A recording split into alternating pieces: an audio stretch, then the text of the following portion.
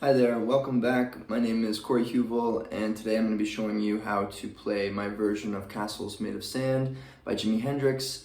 It's a great song, classic Jimi Hendrix song, one of my favorites for sure. It uses lots of really cool chords and lots of cool in-between licks, in between and around the chord progression.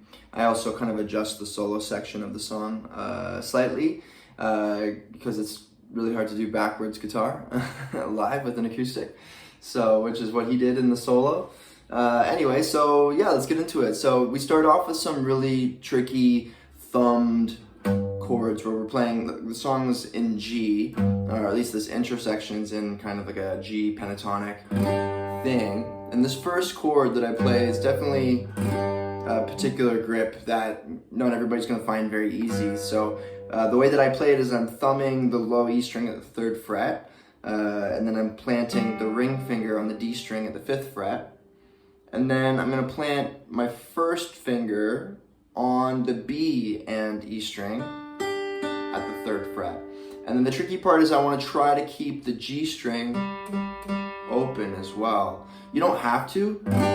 You could just play, if you mute the G string, that's what it sounds like. If we unmute the G string, it doesn't sound that much different. It's just a little bit more full sounding.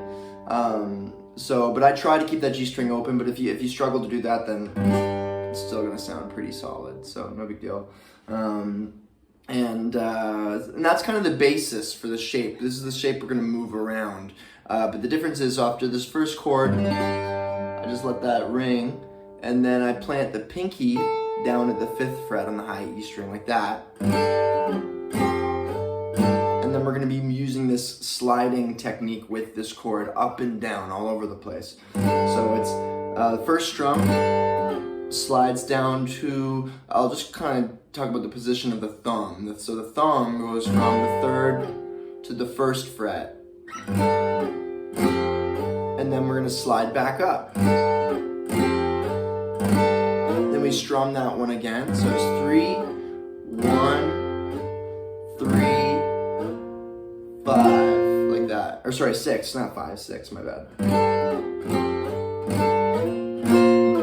And then we come back from 6 back down to 3. So 3, 1, 3, 6, 3, 8, 6, 3, 1, 3.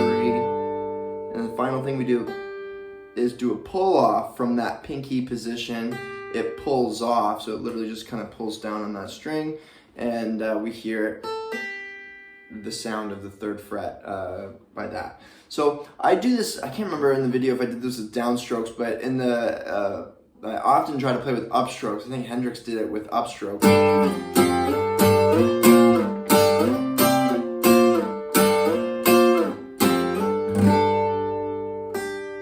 Like that. So that's a rhythmic thing that will take some work, doing that with the stroke, either the upstroke or downstroke, sliding, and then strumming, and then sliding again.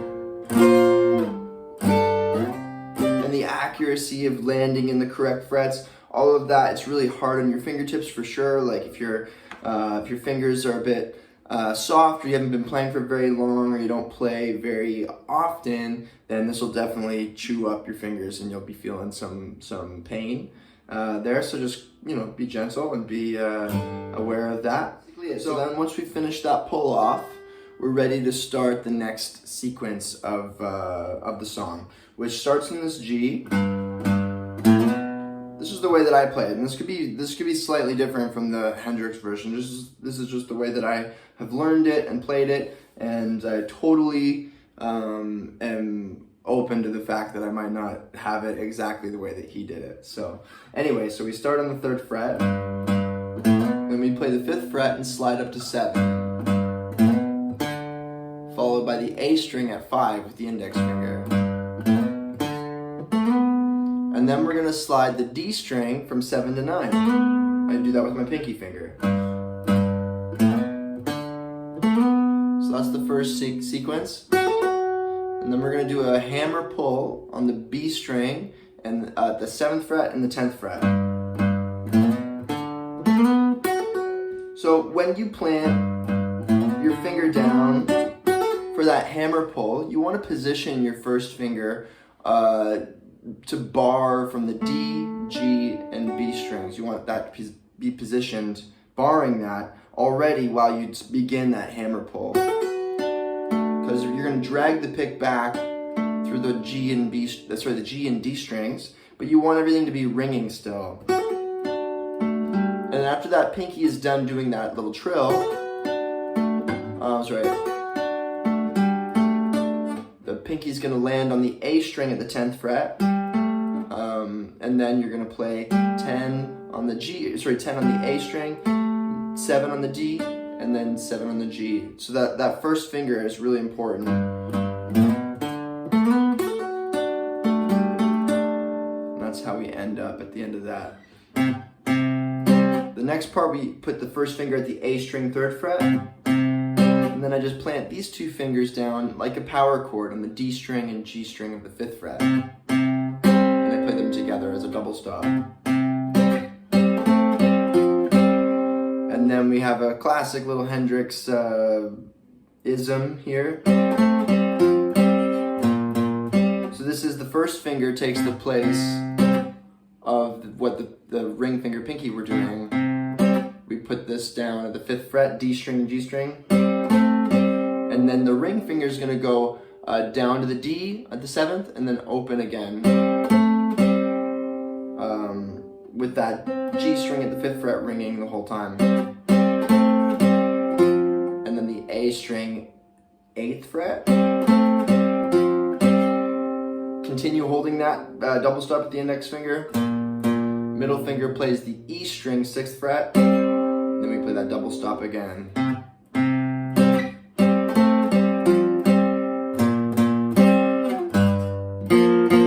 And then I thumb this again. A thumb at the low E string 3rd fret. And then the first finger is going to bar the D string and G string at the 3rd fret.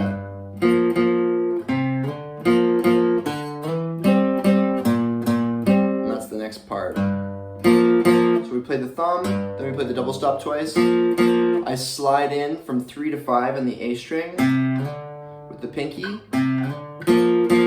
And then play that double stop again, first finger at the 3rd fret, D and G strings. And then I'm going to do that same shape, but sliding 5 to 7.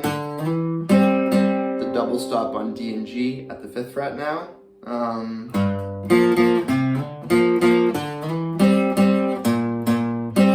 And then the 6th fret, low E string with the middle finger, with just a single double stop at the end.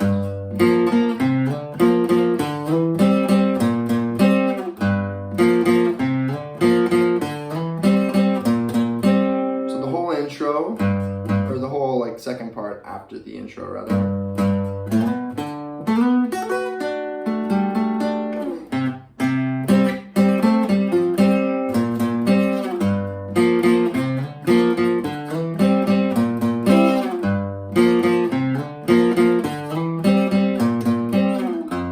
And then we're going to get positioned for the beginning of the verse. So to begin with, in the verse section, we start with the thumb on the F, the low E string 1st fret. And that's to get us positioned to play the F major chord. You could play the F major just like a traditional bar chord grip like that. So that the notes are 1, 3, 5. 1, 3, 3, 2, 1, 1. That's the fret positioning. E1, A3, D3, G2, B1, E1.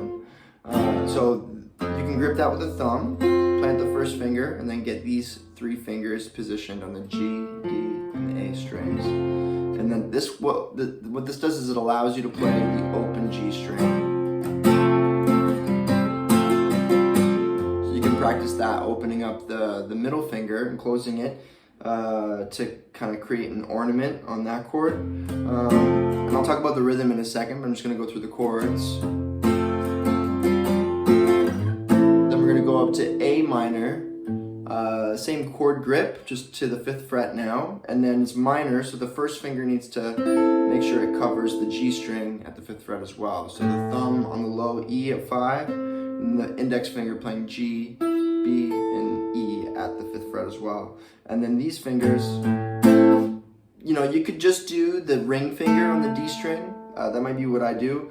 You could play the A string and the D string at the 7th fret there, whatever you like. So this is where I'm going to add another ornament. The thumb chord is going to allow me to take the ring finger off and play a trill on the G string. It's just a hammer pull, and then back to the root note.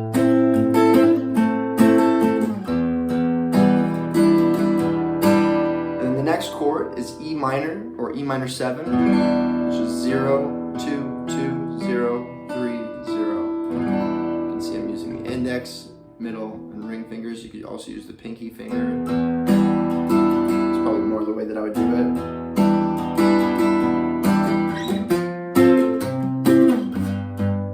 And then we're going to play F major at the 8th fret, root on the A string. So index finger, A string, 8th fret. Ring finger barring the D, G, and B strings at the 10th fret. Let me try to flatten the finger out, hyperextend it to get a good bar without pressing down on the high E string as well, so it doesn't get a nice sound. And then after the F, we get the thumb involved again at the 8th fret, low E string. And then we're going to play a major triad here, the D string at 10, G string at 9, B string at 8, like that. So F, this is C major,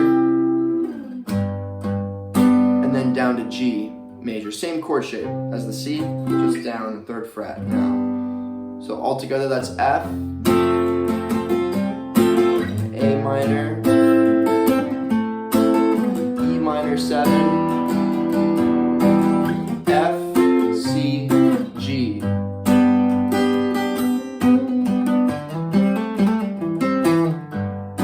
And then I have a series of different fills that I use over the G major.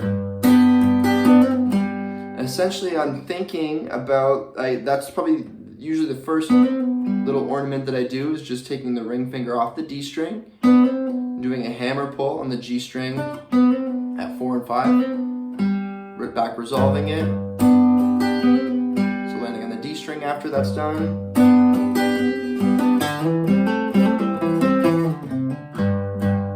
So I'll go through a bunch of these different things. So the cool thing with this is that we can move up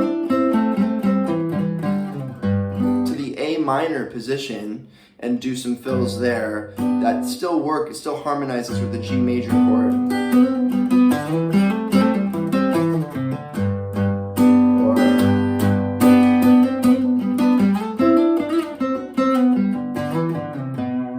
you know, you can come up with all these.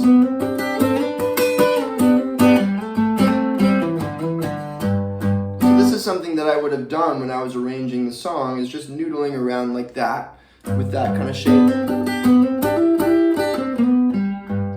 G, I'm kind of just thinking about the G major scale.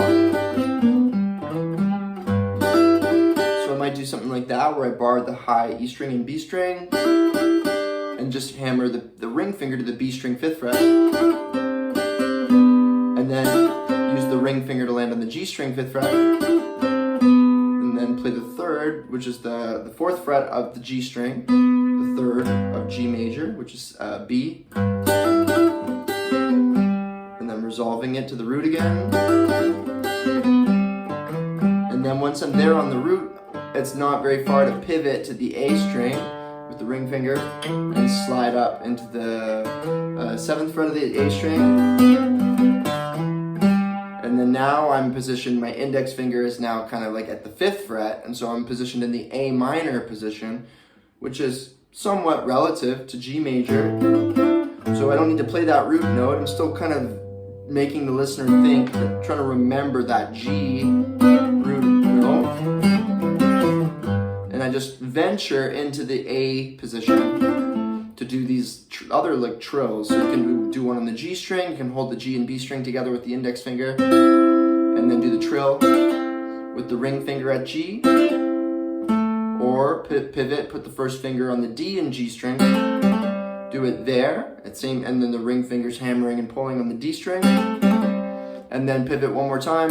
You can go to the A and D string at the 5th fret, and do the hammer pull or the trill with the ring finger on the A string. So you have those 3 different types of trills that will work. Now, I'll do that too, kind of a nice bluesy thing, just sliding around from the D string 7, 8, 7, and then pull off back to the 5th fret.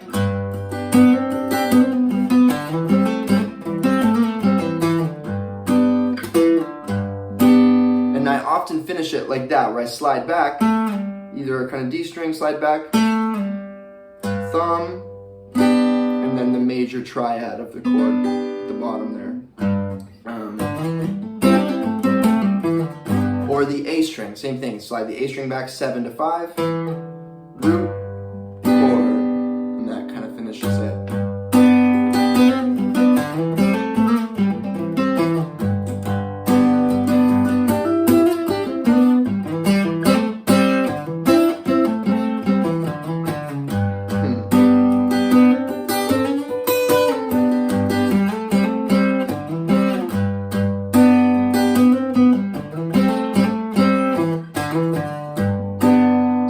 These are all just like really rough ideas. I'm just trying to show you what it looks like when I'm searching around for fills and things to play. And then, you know, after I play the song 50 times or 100 times or whatever, I begin to develop a habit of playing the licks that I tend to like the most or that are the easiest for me to remember.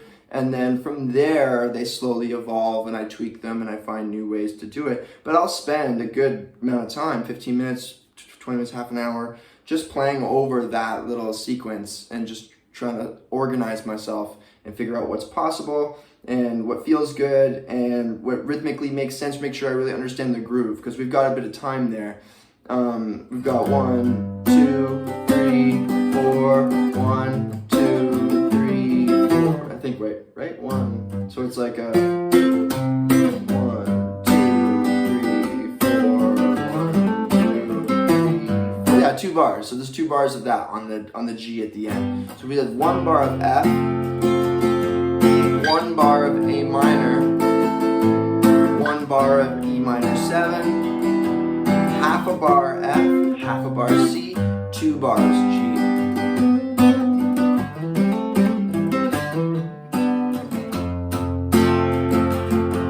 So I'm basically thinking with the strumming, on the F I'm thinking down, down on the root note, then a downstroke on the strum,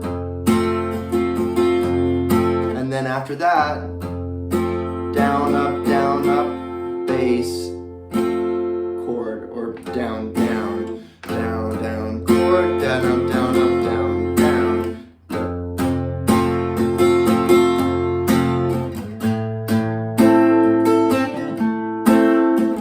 That's pretty much the same strumming on the A minor. I just try to add the fill in there with it.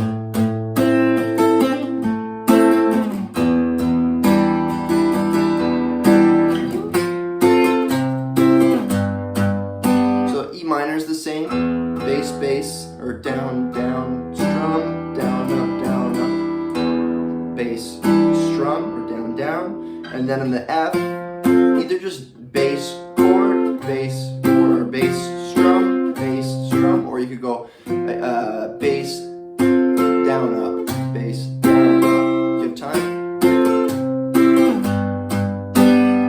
And then that starts out with the same thing, bass, bass, strum,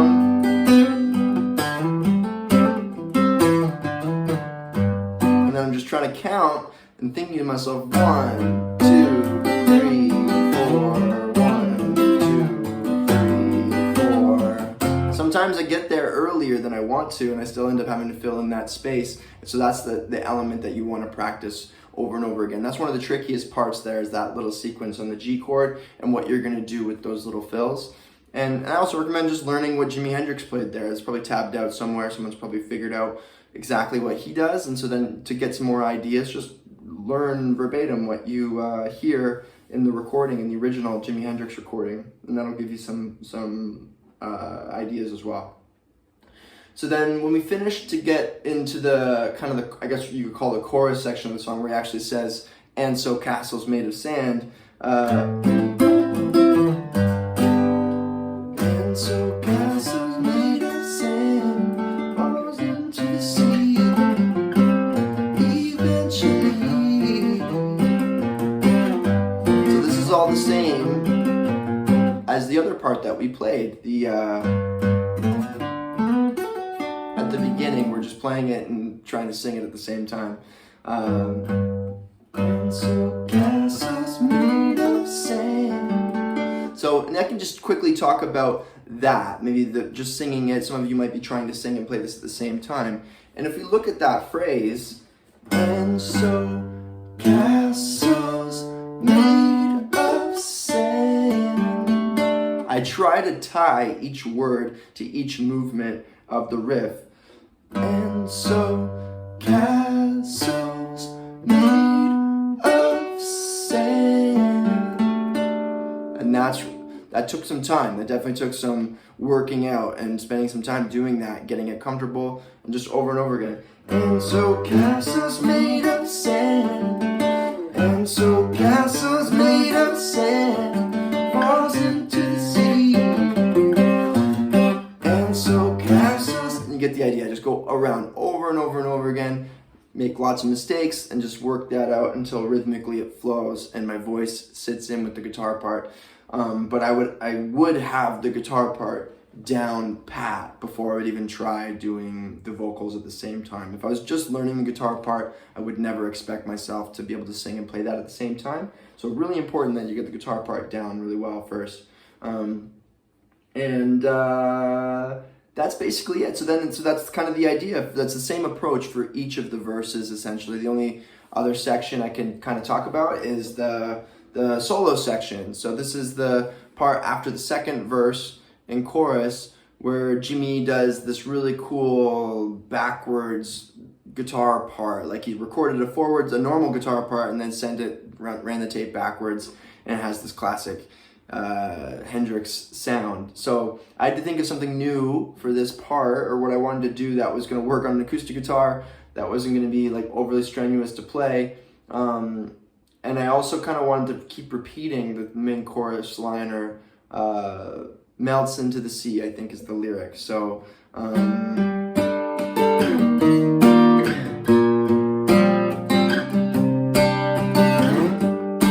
thought these chords sounded Hendrix-like. Like it still kind of sounded like a Hendrix-style chord. They're tricky chords to play.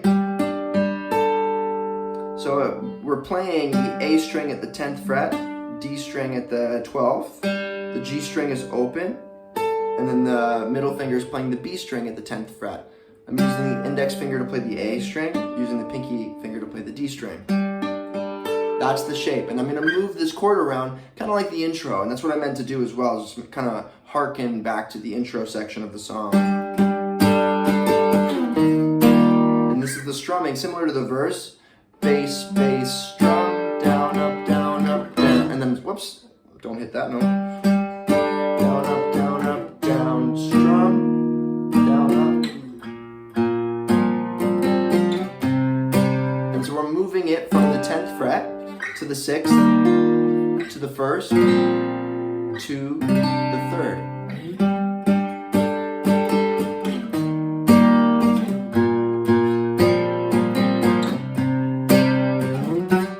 Sliding, you can hear that slide.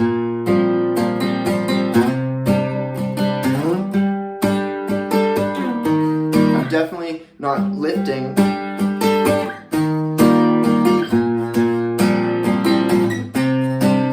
I want to drag those chords around.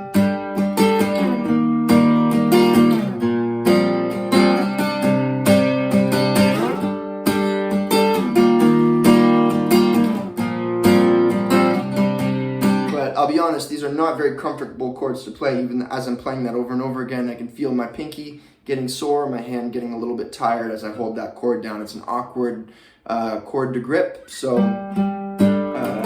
just just take your time practicing it. If you find it difficult, and you're like, wow, this is like hurting my hand, just take a break and try another part of the song and then come back to it and learn it in segments.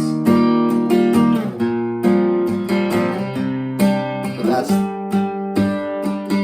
the approach. Strumming.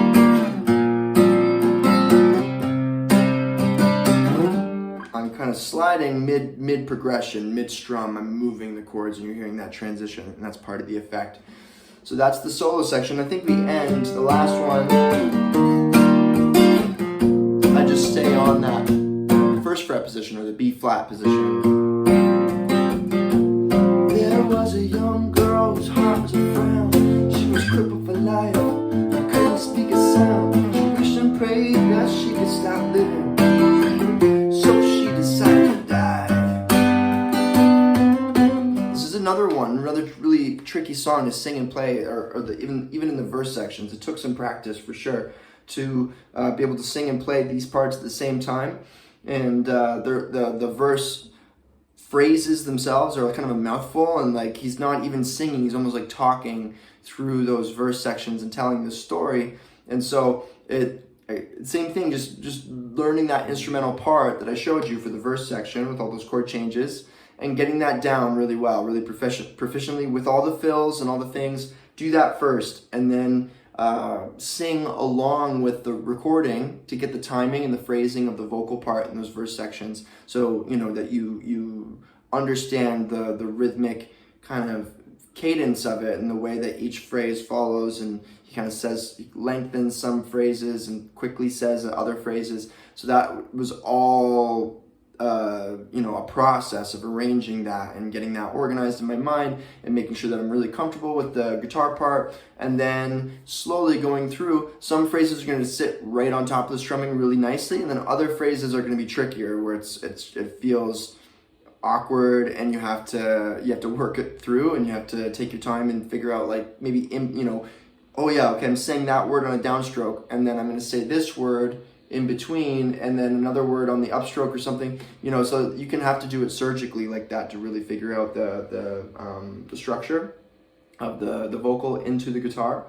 And but yeah, and if that's incredibly difficult and you're just not getting it, you're probably just not ready to do that yet. You probably still need to get the guitar part more comfortable, or you just need to get that coordination. This is not the song that I would start to sing and play at the same time. This is one that I would do after being very, relatively proficient at singing and playing other songs, more easy songs. And I think that's pretty much it. I think that's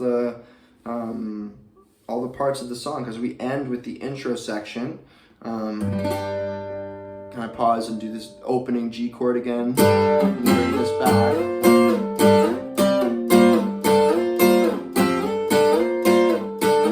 And it just goes a little longer, but it still ends the same way the previous time that we hear this part. It still ends with that pull off at the end. It just goes a little longer. We're gonna go 3, 1, 3, 6. 3.